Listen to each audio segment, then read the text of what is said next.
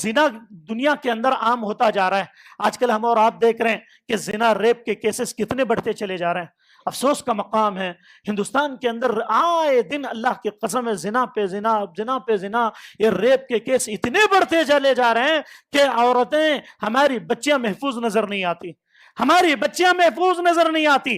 اور قوم کی پوری قوم، چاہے وہ ہندو مسلم کوئی بھی کیوں نہ ہو، اگر آپ دیکھیں گے تاریخ کا مطالعہ کریں، چاہے تورات ہو، زبور ہو، انجیل ہو، ہر کتاب میں زنا کو قباحت کہا گیا، زنا کو بدکاری کہا گیا، زنا کو برا کہا گیا، لیکن اس کے باوجود بھی زنا عام ہو رہا ہے. اسلام صرف اس کی برائی کی طرف رہنمائی نہیں کرتا، بلکہ ہر مذہب میں زنا کو برا کہا گیا. آپ تعجب کریں گے، زنا جانوروں کے اندر بھی برا ہے. بخاری کے اندر میمون بن مہران کا ایک واقعہ، وہ اپنا خود مشاہدہ کیا ہوا واقعہ لکھتے ہیں کہ امام بخاری رحمہ اللہ نے اس کو نقل کیا. کیا کہتے ہیں کہ ایک مرتبہ میں بیابان جنگل سے گزر رہا تھا. میمون بن مہران کہتے ہیں کہ میں نے دیکھا کہ ایک بندر ہے اور ایک بندریا ہے، اور وہ بندریا اپنے بندر کے پاس سے اٹھتی ہے، اٹھ کر دوسرے بندر کے پاس چلی جاتی ہے. وہ چپ بیٹھے ہوئے ہیں، دیکھ رہے منظر جانوروں کا.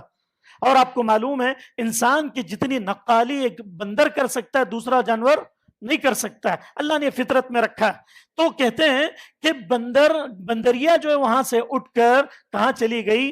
دوسرے بندر کے پاس گئی، جا کر اس نے اس کے ساتھ زنا کیا، اور پھر فوراً آ کر اپنے بندر کے پاس آ کر سو گئی. پھر اس کے بعد بندروں کے اندر احساس شامہ یعنی سونگنے کی صلاحیت زیادہ ہوتی ہے. فوراً اس بندر نے سونگ لیا کہ بھئی یہ بندریا کسی اور کے پاس گئی تھی اور اس کے ساتھ کچھ مل کر آئی ہے. اللہ اکبر. پھر اس کے بعد میمون بن مہران رحمہ اللہ کہتے ہیں کہ اللہ کی قسم ہے فوراً وہ بندر کھڑا ہو گیا. کھڑا ہونے کے بعد کچھ بندروں کو جمع کیا، جمع کرنے کے بعد پتھروں سے مار مار کر اس بندریا کو رجم کر دیا گیا. صحیح واقعہ، اپنے آنکھوں کا دیکھا ہوا واقعہ کہتے ہیں میمون بن مہران. پھر کہتے ہیں کہ میں بیٹھا ہوا منظر دیکھ رہا تھا، مجھے بھی رہا نہیں کیا، میں نے بھی 2 پتھر مار دی. جانوروں کے اندر بھی زنا حرام ہے، جانور بھی اس کو برا سمجھتے ہیں، لیکن انسان اس کو عام سمجھتا ہے. انسان بے حیائی کو کوئی بات نہیں. یہ علماء بولتے رہتے ہیں بے حیائی، پردہ، فلاں فلاں فلاں، ان کا کام بولنے کا، ہمارا کام کیا؟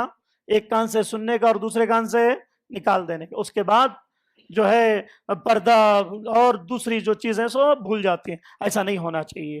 یہ اسلام کی تعلیمات ہیں، اگر اس سے روگردانی کرو گے تو اللہ کی قسم ہے دنیا میں بھی ذلیل ہوں گے اور آخرت میں بھی ذلیل ہوں گے.